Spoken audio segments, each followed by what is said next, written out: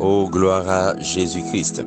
Alors, mes chers amis en Jésus-Christ, Jean que me expliqué lui, la dernière fois lorsque nous étions ensemble, nous avions parlé de premier élément de sagesse. Nous avions parlé du fait qu'il est important d'écouter la voix des aînés, la voix des parents. Nous avons expliqué la puissance qu'a la voix des parents. Nous avons expliqué que des fois, lorsque Dieu veut s'adresser, bien lorsque Dieu veut nous parler en soi, il passe aussi par nos parents. Parce que la Bible dit dans Job 33, verset 14, si je ne me trompe, Dieu parle tantôt d'une manière, tantôt d'une autre, mais c'est l'homme qui n'y prend point garde. La Bible dit Dieu parle tantôt d'une manière, tantôt d'une autre. En fait, l'écoute de la voix de Dieu, c'est l'heure de discerner la voix de Dieu partout. Parce qu'en fait, la voix de Dieu n'est pas statique. La voix de Dieu ne se manifeste pas que dans un domaine ou que dans un aspect. La voix de Dieu est dynamique. La voix de Dieu peut se manifester partout. Partout. Alléluia. Partout. Dieu parle par tous les moyens et Dieu peut parler partout. Et même par les païens, Dieu peut aussi parler. Donc, il y a un païen, Dieu qui a passé par un païen pour le bord, il y a une parole de sagesse. Pour le bord, il y a une directive de sagesse. Donc, vous devez comprendre que vraiment, Dieu parle par tous les moyens, mais il y a un moyen que bon Dieu utilise, bien qu'on utilise pour qu'il soit capable de parler ensemble avec l'homme, c'est bien par les parents ou encore par les autorités. Alléluia.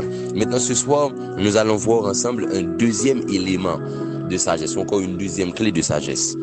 Que nous avons dans Proverbe 1, le verset 10, Proverbe 1, verset 11, Proverbe 1, verset 14, etc.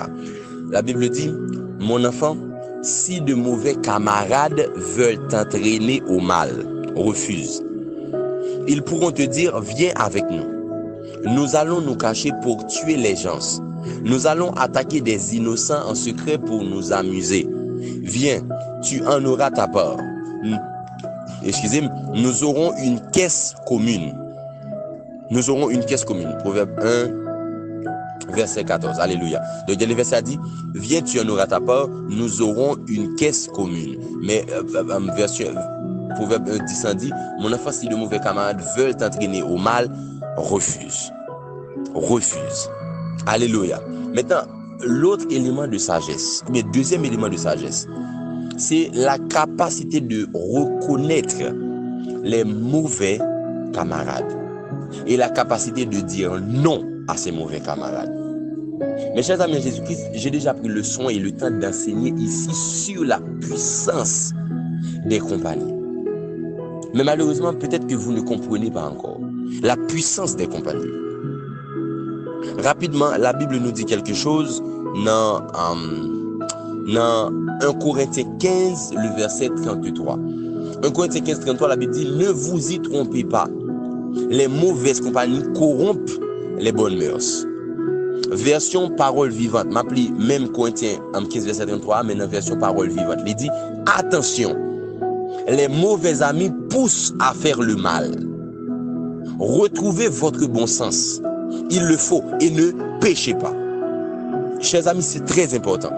L'autre version, parole vivante, ça me met avec version parole vivante, lui-même, il n'est pas seulement traduit mot en fait. Parole vivante, il cherche sens texte. Parole vivante, bon texte dans sens lié en soi. Donc l'autre traduit 1 Corinthiens 15, 33, version parole vivante, il dit attention, les mauvais amis poussent à faire le mal. Donc deuxième élément de sagesse, c'est reconnaître les mauvais amis et apprendre à leur dire non. Apprendre à les chasser de sa vie. Je vais expliquer.